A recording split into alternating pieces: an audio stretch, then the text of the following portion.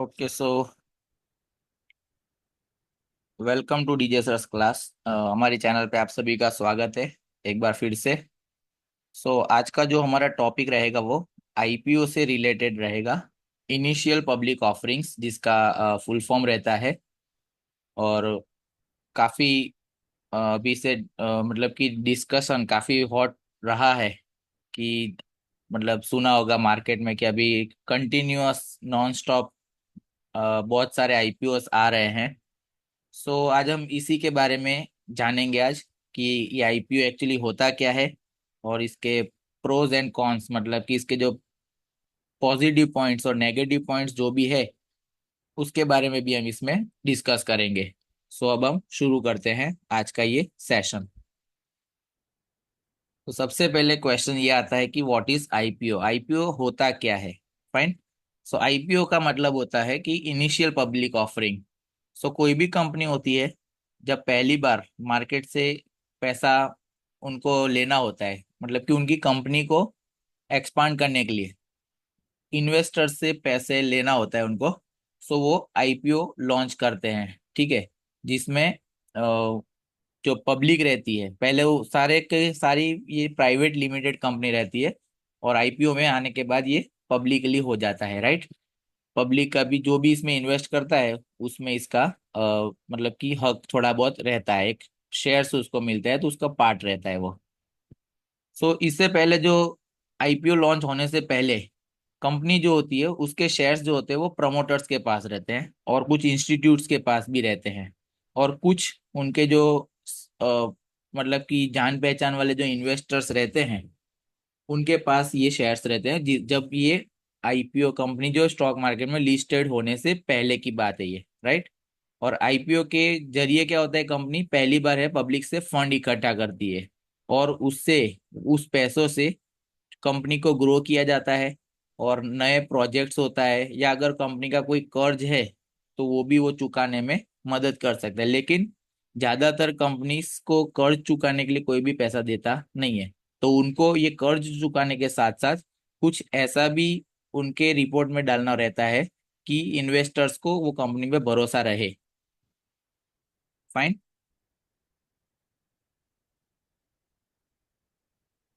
ये आईपीओ जो होता है इसे प्राइमरी मार्केट भी कहा जाता है, ठीक है। प्राइमरी मार्केट इसलिए कि यहीं से ये पूरा जो स्टॉक मार्केट है इसकी शुरुआत होती है। जब इन्वेस्टर्स कोई भी नया होता है तो वो यहाँ से भी शुरुआत करता है और कोई कंपनी होती है जो स्टॉक मार्केट में लिस्ट होती है उसकी शुरुआत यहीं से होती है, राइट। इसे आईपीओ को एक प्राइमरी मार्केट भी कहा जाता है और जो नॉर्मली हम लोग बाय सेल करते हैं शेयर्स उसे सेकेंडरी मार्केट कहा जाता है। अब ये आईपीओ काम कैसे करता है, फाइन। सो जैसे कि हमने अभी डिस्कस किया कि किसी भी कंपनी को ग्रो करना होता है तो वो अपना आईपीओ लॉन्च करता है। सो जो भी कंपनी जब आईपीओ लाने का डिसीजन लेती है तो वो सबसे पहले अपना बिजनेस का एक पूरा रिपोर्ट रेडी करते हैं और उसे ड्राफ्ट रेड हेरिंग प्रोस्पेक्टस कहा जाता है जिसको शॉर्ट में डीआरएचपी कहा जाता है।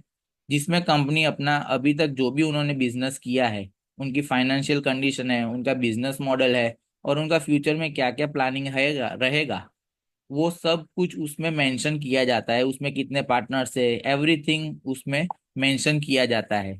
फाइन।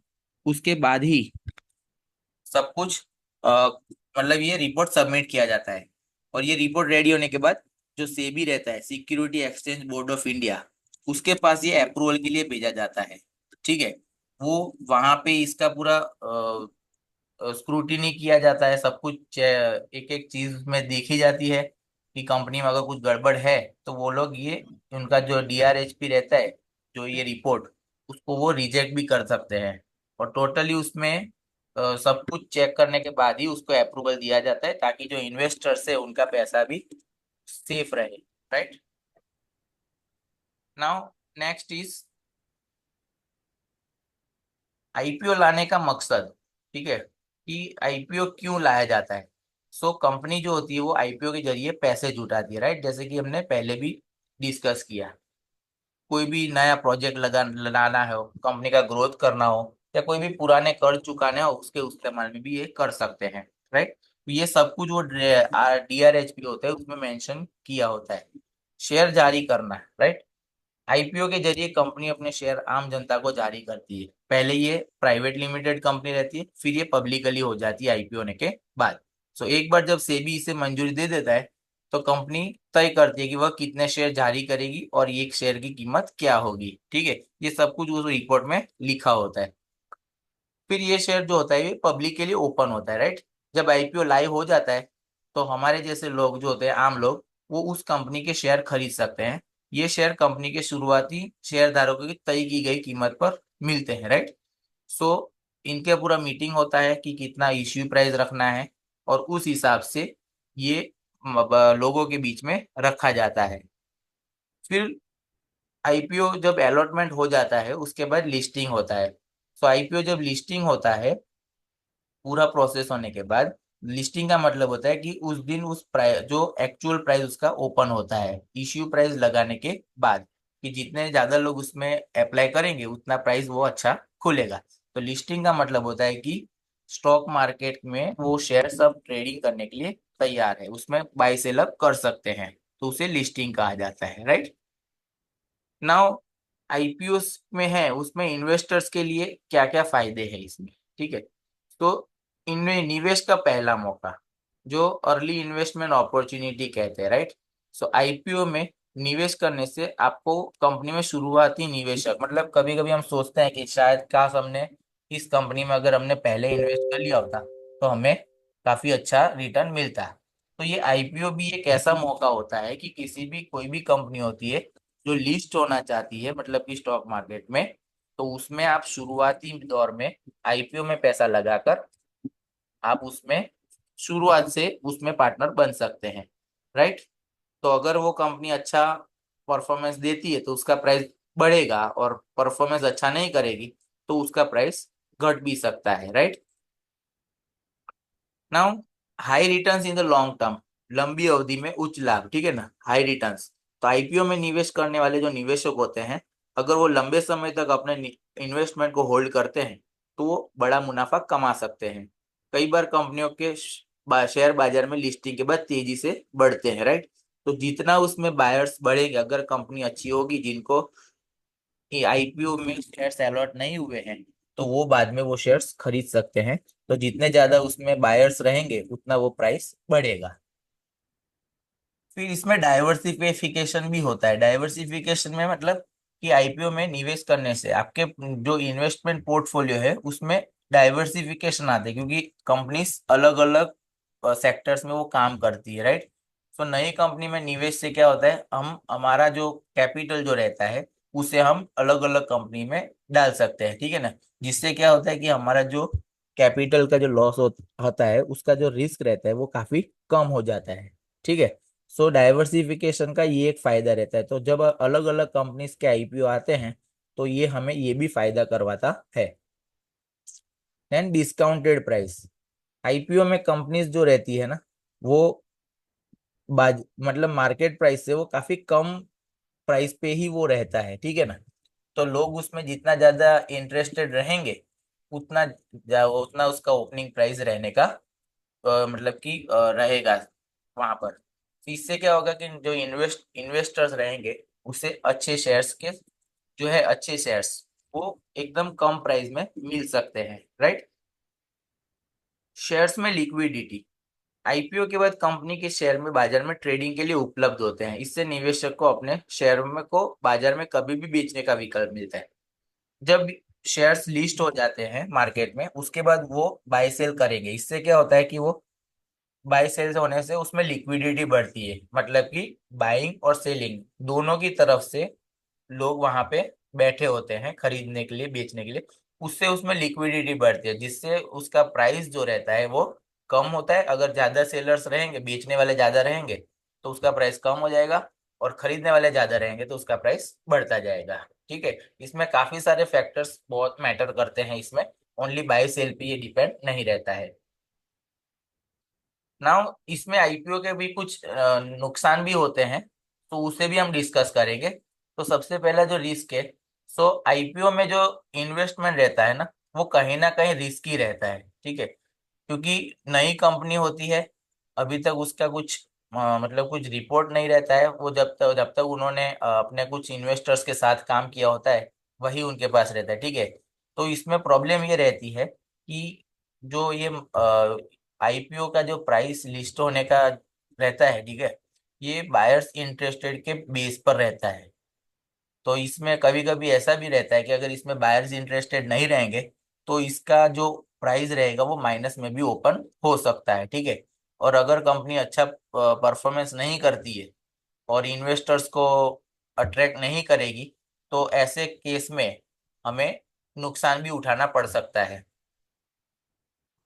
लिमिटेड इंफॉर्मेशन, काफी बार हम लोग बिना देखे कोई भी आईपीओ में अप्लाई कर देते हैं, ठीक है, जिसमें बायर्स ज्यादा इंटरेस्टेड भी नहीं रहते हैं और जो इंस्टीट्यूशनल इन्वेस्टर्स रहते हैं, जो बड़े इन्वेस्टर्स, वो लोग भी इसमें इंटरेस्ट नहीं दिखाते। तो इससे क्या होता है कि जो आईपीओ रहता है वो अंडर सब्सक्राइब होता है, मतलब जितना उनको रिक्वायरमेंट रहता है, जितने शेयर्स वो अलॉट करने वाले थे उतने उनको बायर्स मिलते ही नहीं है। तो इसमें क्या होगा कि उसका प्राइस जो होता है वो माइनस में खुलने की संभावना रहती है, ठीक है, वहां पे काफी रिस्क रहता है। सो ये भी एक इन्वेस्टर्स के लिए माइनस पॉइंट है आईपीओ। देन लंबी अवधि तक निवेश, कुछ कुछ आईपीओ में ऐसा रहता है कि उसमें लॉक इन पीरियड भी रहता है, ठीक है। तो लॉक इन पीरियड के टाइम में आप वो शेयर्स को बेच नहीं सकते हैं, ठीक है। अगर इस लॉक इन पीरियड के टाइम में अगर हमारे शेयर्स की कीमत कम भी हो जाती है तो भी हम उसमें कुछ नहीं कर सकते, बिकॉज हमारे शेयर्स जो रहते हैं वो लॉक इन पीरियड में रहते हैं, जिसे हम एक्चुअल में प्री आईपीओ भी कहते हैं, ठीक है। प्री आईपीओ जो होता है, जो आईपीओ से पहले, जिसमें प्राइस कौन कितना पैसा लगाने वाला है उसका हमें कोई भी जानकारी होती नहीं है, जस्ट हम कंपनी के नाम के ऊपर से ही हम उसमें अप्लाई कर सकते हैं। नाउ नेक्स्ट है ओवर सब्सक्रिप्शन। तो अगर कोई भी आईपीओ है, बहुत ही फेमस आईपीओ है, बहुत लोकप्रिय है, तो उसमें ओवर सब्सक्रिप्शन हो जाता है, ठीक है ना। ओवर सब्सक्रिप्शन मतलब कि जितना अलॉटमेंट करना होता है, जितना लॉट्स उनके पास रहता है शेयर्स का, उससे कई ज्यादा इंटरेस्टेड बायर्स रहते हैं, ठीक है, जो एप्लीकेशन डालते हैं आईपीओ में। तो जिससे अगर वो ज्यादा हो जाता है तो उसे ओवर सब्सक्रिप्शन कहा जाता है। तो ओवर सब्सक्रिप्शन में ऐसा होता है कि उस वक्त हम सभी को शेयर्स नहीं मिल सकते, तो उसमें वो ड्रॉ सिस्टम करते हैं, राइट। तो यहाँ पे उसका हिस्सेदारी जो होती है वो सीमित हो जाती है, मतलब उसमें फिक्स नहीं रहता है कि वो आईपीओ में अलॉट होगा ही, राइट। तो ओवर सब्सक्रिप्शन का ये थोड़ा माइनस पॉइंट भी रहता है। लिस्टिंग के बाद शेयर की कीमत में गिरावट, जब शेयर्स जो रहता है वो मार्केट में लिस्ट होने के बाद अगर उसमें सेलर्स ज्यादा आए, क्योंकि ज्यादातर लोग क्या करते हैं, आईपीओ में शेयर्स लिस्ट होने के बाद तुरंत वो प्रॉफिट बुकिंग कर लेते हैं, फाइन। सो कई बार आईपीओ के बाद क्या होता है कि हम सोचते हैं कि थोड़ी देर रखते हैं तो प्राइस शायद बढ़े, लेकिन वहां पे सेलर्स अगर बढ़ जाएंगे बेचने वाले तो उसकी कीमत घट सकती है, राइट। लेकिन अगर कंपनी बाजार की उम्मीदों पे खरी नहीं उतरती तो निवेशक को, मतलब इन्वेस्टर्स को नुकसान हो जाता है, जो भी काफी सारी एक्सपेक्टेशंस भी रहती है इन्वेस्टर्स की उस कंपनी से। सो अगर वो कंपनी उस तरीके से परफॉर्मेंस नहीं देती है शुरुआत में, तो वहां से वो कंपनी माइनस में भी ओपन हो सकता है उसका प्राइस। तो ये भी एक रिस्क रहता है। मार्केट का उतार चढ़ाव, कभी कभी मार्केट में वॉलेटिलिटी, मतलब कि बहुत ही ज्यादा बायर्स और सेलर्स रहते हैं। तो आईपीओ के समय में शेयर की कीमत जो होती है बाजार की स्थिति पर निर्भर करती है, राइट। सो इससे क्या रहता है कि अगर बाजार अस्थिर है, अस्थिर मतलब वॉलेटाइल, ठीक है, वॉलेटिलिटी रहती है, तो कम आईपीओ के बाद कंपनी के शेयर है ना उसमें काफी उतार चढ़ाव रहते हैं, ठीक है ना। अभी हमने रिसेंटली एक दो एग्जांपल देखे कि ऐसा लग रहा था कि ये कंपनी माइनस में ओपन होगी, बट वो कंपनी ने काफी अच्छा लिस्टिंग प्राइस दिया और 2 दिन के बाद ही उसमें ऐसी गिरावट आई कि जिन लोगों ने ऊपर प्राइस खरीदा था वो अभी फंसे हुए बैठे हुए हैं, फंस के, ठीक है। तो ये भी रिस्क रहता है कि जब भी कोई भी शेयर्स में वॉलेटिलिटी ज्यादा रहती है तो उसमें हमें कुछ भी करना नहीं है, राइट। नाउ आईपीओ में निवेशकों को शेयर एलोकेशन कैसे होता है। अब ये शेयर का एलोकेशन, एलोकेशन में अलॉटमेंट भी कहते हैं, तो ये कैसे दिया जाता है, राइट, कि किस तरीके से इसका प्रोसेस रहता है। तो प्रत्येक आईपीओ की मांग, मतलब उसकी डिमांड, आईपीओ में शेयरों की मांग उस पर निर्भर करती है कि कितने निवेशक उसमें भाग ले रहे हैं, राइट। अगर किसी आईपीओ में बहुत अधिक निवेशक आवेदन करते हैं और शेयर सीमित होते हैं तो ये ओवर सब्सक्राइब हो जाता है, राइट। जैसे कि हमने अभी बात किया कि अगर किसी में डिमांड ज्यादा रहेगी तो जितने उनके पास अलॉटमेंट रहेगा उससे कई ज्यादा एप्लीकेशंस आएगी, जिसको बीडिंग मतलब वहां पे बोली लगती है, जो कि हमें ऑनलाइन लगानी रहती है, राइट। तो इससे क्या होगा, इस स्थिति में सभी निवेशकों को शेयर नहीं मिल पाता है। तो जो अलॉटमेंट लॉटरी रहती है, allotment, उसे अन्य तरीके से भी की जाती है ना। मतलब कि टोटली लॉटरी सिस्टम से ही किया जाता है उसमें। Fine. Next, now allocation process किस तरीके से किया था, तो वो दो कैटेगरी में किया जाता है। नंबर वन है रिटेल इन्वेस्टर्स, जो कि हम लोग रहते हैं, जो छोटे इन्वेस्टर्स रहते हैं उसे रिटेल इन्वेस्टर्स कहा जाता है। तो रिटेल इन्वेस्टर्स जो है उसके लिए एक निश्चित प्रतिशत शेयर्स रिजर्व रहते हैं। मतलब कि उसके लिए अकॉर्डिंग टू सेबी 35% जो शेयर्स रहते हैं वो रिटेल इन्वेस्टर्स को ही देना है, वो उनके लिए रिजर्व रहता है, राइट। अगर ये निवेशक लॉट साइज के अनुसार आवेदन करते हैं तो क्या होगा, ओवर सब्सक्रिप्शन नहीं होता है। अगर कट टू कट रहा तो उसमें ओवर सब्सक्रिप्शन नहीं होगा। तो उसमें क्या, उसी से में क्या होगा कि जिसने जितने भी शेयर्स एप्लीकेशन डाले हैं वो सभी उनको अलॉट हो जाएगी, राइट। तो उन्हें शेयर मिल जाए। लेकिन अगर ओवर सब्सक्रिप्शन हो जाता है तो इसमें लॉटरी सिस्टम किया जाता है, जो टोटली कंप्यूटराइज्ड होता है।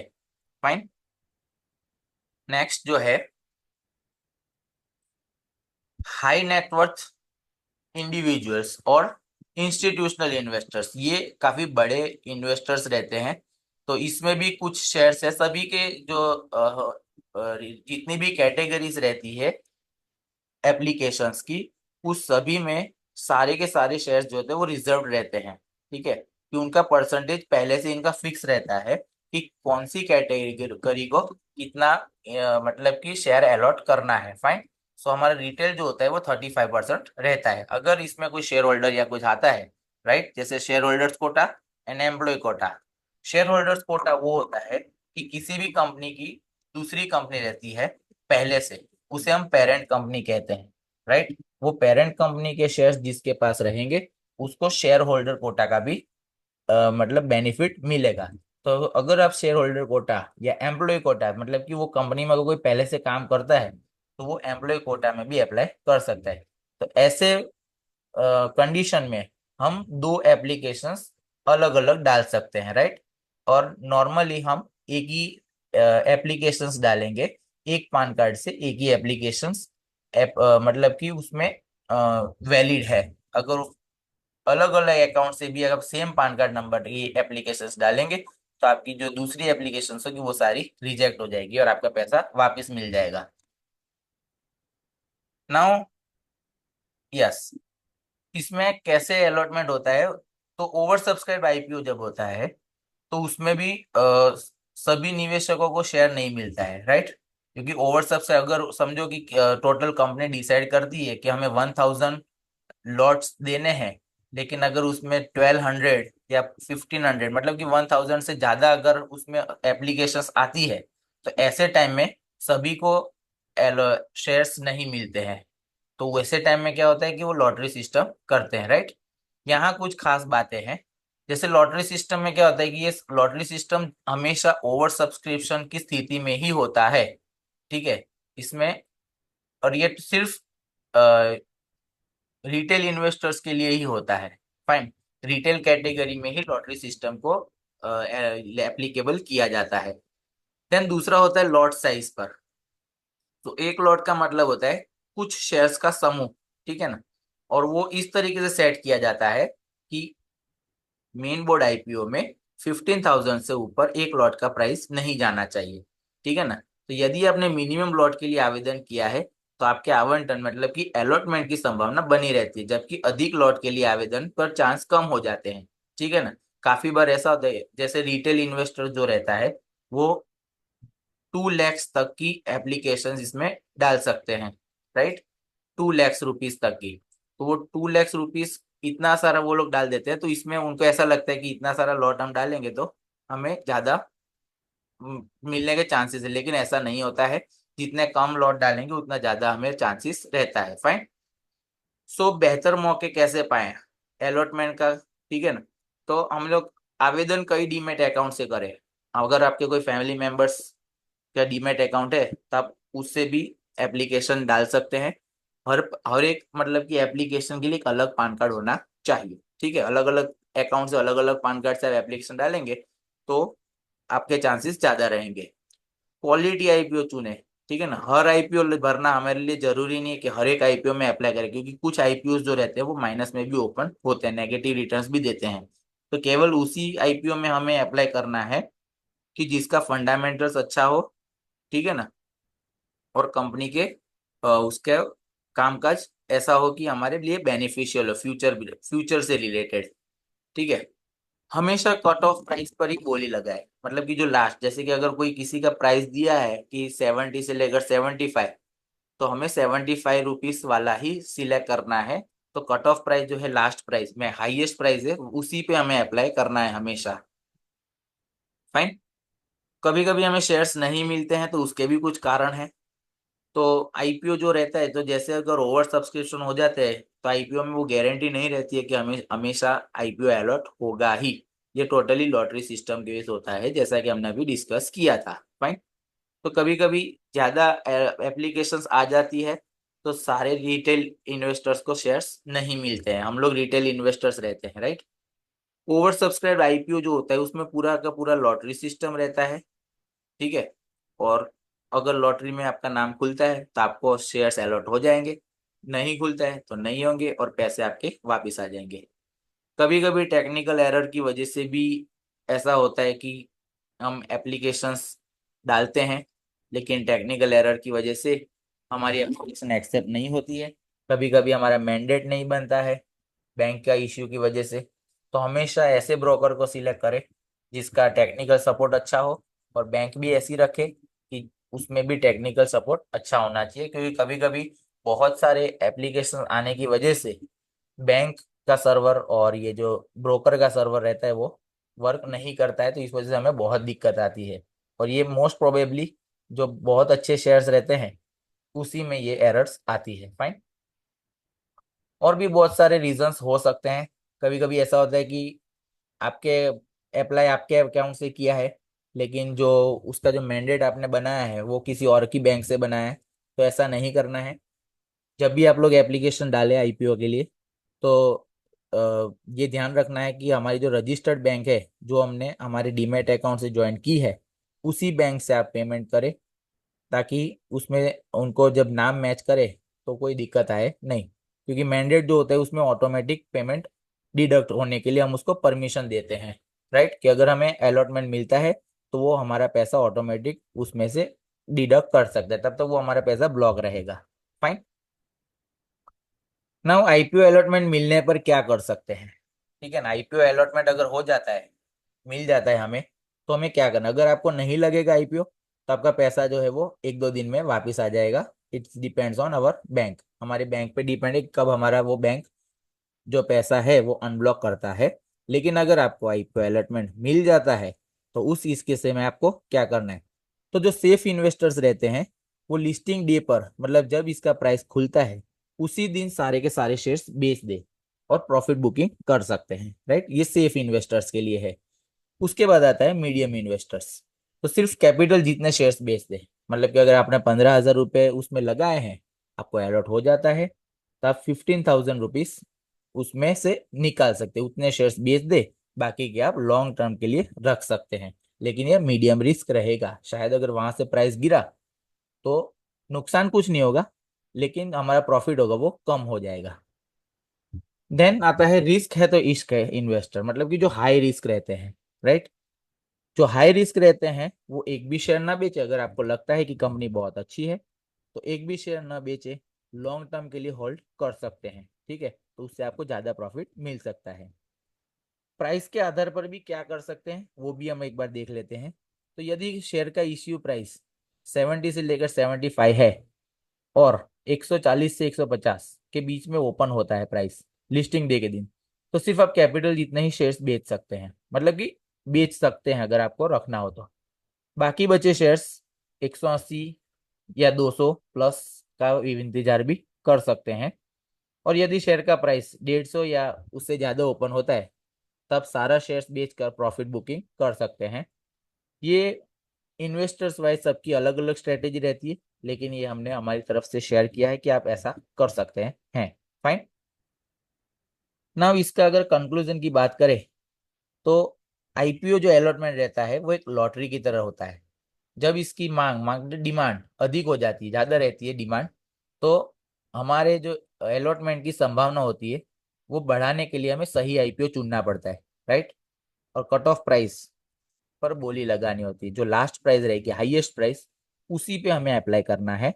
और अलग अलग डीमेट खातों से एप्लीकेशन करेंगे तो उसमें आपको अलॉटमेंट मिलने के चांस बहुत ज्यादा रहते हैं। फाइन। आईपीओ निवेशकों के लिए सबसे अच्छा अवसर प्रदान कर सकते हैं।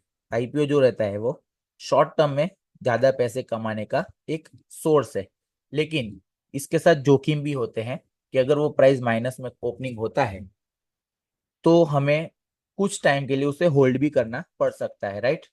इसलिए निवेशकों को सावधानी पूर्वक निर्णय लेना चाहिए। हर इसलिए बात की है कि हर एक आईपीओ में अप्लाई करना जरूरी नहीं है, क्योंकि जरूरी नहीं है कि सारी की सारी कंपनीज में इन्वेस्टर्स इंटरेस्टेड रहे, ठीक है। और ये समझना चाहिए कि हर आईपीओ सफल नहीं होता है। सही जानकारी और सतर्कता के साथ किए गए निवेश लंबे समय में लाभदायक साबित हो सकते हैं, राइट। तो अगर आपके पास इंफॉर्मेशन है प्रॉपरली, अगर समझो कि कोई कंपनी है जिसका लिस्टिंग माइनस में हुआ है, तो अगर आपके पास कोई अच्छी इंफॉर्मेशन है प्रॉपरली, तब उसमें लंबे टाइम के लिए इन्वेस्टमेंट रख सकते हैं। आईपीओ में निवेश करते समय धैर्य, जानकारी और अनुशासन का होना बेहद जरूरी है, ठीक है ना। एकदम उसमें प्रॉपर इंफॉर्मेशन होनी चाहिए, डिसिप्लिन रखना है, ठीक है। तो इस तरीके से आप इन्वेस्टमेंट करते समय ध्यान रखना है। सही जानकारी और स्ट्रेटेजी से आप आईपीओ के जरिए अच्छे रिटर्न प्राप्त कर सकते हैं, ठीक है। तो अगर आपके पास सही इंफॉर्मेशन है, प्रॉपर स्ट्रेटेजी है, तो आईपीओ से भी आप अच्छे रिटर्न को ले सकते हैं। फाइन। और यहाँ पे कुछ डिस्क्लेमर है कि इस प्रेजेंटेशन में दी गई जानकारी सिर्फ एजुकेशनल पर्पस के लिए है और शेयर बाजार में निवेश के लिए वित्तीय सलाह या सिफारिश नहीं है। आप निवेश निर्णयों को परिणाम स्वरूप होने वाले किसी भी लाभ या हानि के लिए हम जिम्मेदार नहीं है। अगर कोई भी प्रॉफिट लॉस आपको होता है तो उसके रिस्पॉन्सिबल आप खुद रहेंगे। कोई भी निवेश विकल्प चुनने से पहले हमेशा एक योग्य वित्तीय सलाहकार से परामर्श कर ले। कोई भी फाइनेंशियल एक्सपर्ट हो, उससे पहले आप डिस्कशन कर सकते हैं। और आप सभी से रिक्वेस्ट है कि शेयर बाजार में सिर्फ वही पैसे इन्वेस्ट करें जिसका उपयोग आपको नजदीकी समय में नहीं करना है, ठीक है। लंबे समय के लिए ही इन्वेस्टमेंट करेंगे तो ज्यादा बेनिफिट रहेगा। सो हमारे साथ जुड़ने के लिए आप सभी का बहुत बहुत धन्यवाद। Thank you.